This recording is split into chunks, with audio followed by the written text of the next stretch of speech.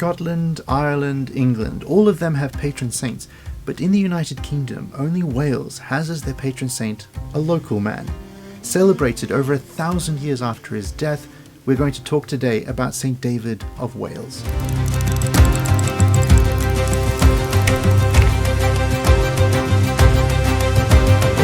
On the 1st of March every single year, the people of Wales celebrate St. David's Day. It's a day full of traditional foods and festivals, and the retelling of the life and legends of Dewi Sant, or St. David. St. David's Day is celebrated across the country of Wales, in several towns in America, and oddly enough in Disneyland in Paris. There are decorations of the local daffodils and of leeks, and of St. David's flag, a yellow cross on a black background. The life of St. David is a mixture of history and of legends, and sometimes it is difficult to know into which category a story falls. Suffice to say, he was an incredibly powerful and influential figure. He lived in Wales in the 6th century, and his celebrations have continued well into the 21st. The relics of St. David, or his remains, are today kept in a small city known as St. David's, built around his original monastery. The country of Wales is an incredible place, and everyone should visit there at some point in their lives. It is full of incredible castles, stunning views, and acts as the origin and backdrop of many of the UK's most beloved stories, including the legends of King Arthur and the tales of Jack the Giant Killer. It is a country famous for creating generations of well-known opera singers, and a country famous for the invention of the longbow and a deep history of archery. It is also a country famous and full of saints. It is full of holy places. It is full of old churches. And the beginning of this, the one who brought Christianity fully all over Wales, was St. David. It is said that the ministry of St. David was prophesied over a century in advance by another saint from Wales. That saint was called by God to a distant island, known as Ireland. This saint, St. Patrick, once stood in Wales and prophesied that the country would eventually be led to Christ by a saint from their shores. St. David's spiritual heritage is deeply felt in his mother, St. Non or Nonna. She was a young and faithful woman, said in some legends to have been a niece of King Arthur Pendragon. One day she was assaulted by a local prince, and she was only a teenager when she ran away from her home as a result of that.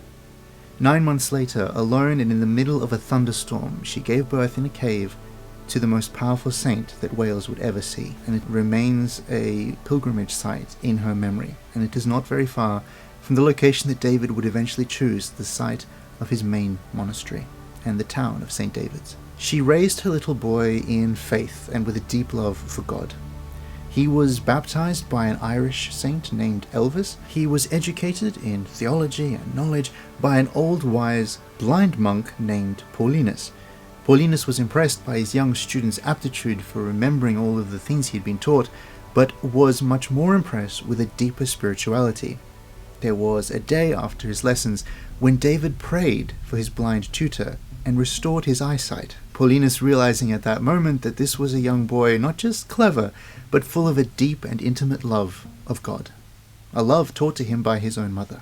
David became a monk and grew into a respected teacher in Wales, travelling around and preaching and founding monasteries across Wales and beyond.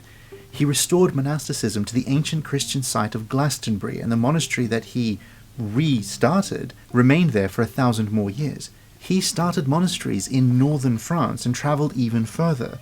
Along with 2 other Welsh monks, he made a journey all the way to Jerusalem, where the Patriarch of Jerusalem was so impressed with this holy man from the British Isles, he made him a bishop. David returned to Wales as a bishop to found more monasteries in the ascetic style of the Desert Fathers of Egypt. Among his different titles and names, he was known by many as David the Water Drinker, because that's all he drank. He ate very little, never drank wine or beer, but only water. And across Wales today, there are many holy wells, sites of pilgrimages associated with the water drinker saint. Saint David is often portrayed standing on a small hill with a dove on his shoulder, and it is a story from when he was preaching to a large crowd in the middle of a wide open field. But not everyone could see or hear him in this field, and it is said that as he preached, the ground changed underneath him, lifting him up on a little hill so that everyone could see him and that his voice would carry. And there, as he stood on this miraculous little hill, a dove flew into the clearing and landed on his shoulder, staying there until he had finished his sermon. Another legend says that it was St. David who encouraged Welsh soldiers that were going into battle against pagan Saxons to wear the native leek, a vegetable, in their uniforms so that they could tell apart friends from foes. Whether this is legend or history, the leek has become associated with St. David and with Wales. Welsh soldiers have worn a leek or the colours of a leek in their uniforms for centuries, and fans of the Welsh rugby team will wear leeks at rugby games. Even Shakespeare knew about this tradition, mentioning in the play of Henry V that the king, being part Welsh, would always wear a leek on St. David's Day. St. David's kindness, wisdom, his love of Wales and his fellow people has continued to bring unity to the Welsh Britons to this day. His final sermon ended with a piece of wisdom still quoted as a regular phrase in Wales. Knowing in his heart that he was soon to die, he finished his final sermon with a tiny piece of advice for his people. Be steadfast, my brethren, and do the little things. From a worker of miracles, a mighty hero, comes a piece of wisdom and advice on what it really means to be a follower of Jesus Christ. It's not always about the great big acts of holiness. Let's make day-to-day choices to follow Christ, day-to-day choices to choose holiness. If we do not know what else to do, let us remember to do the little things. Thank you very much for watching. For my brother and I, Wales is an important part of our lives. When we were growing up in the UK, we visited Wales fairly often. It's a beautiful part of the world.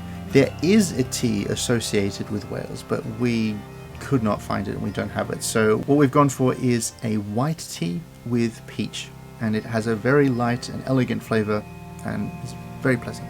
There's something about St. David that just makes you feel like he's a friend.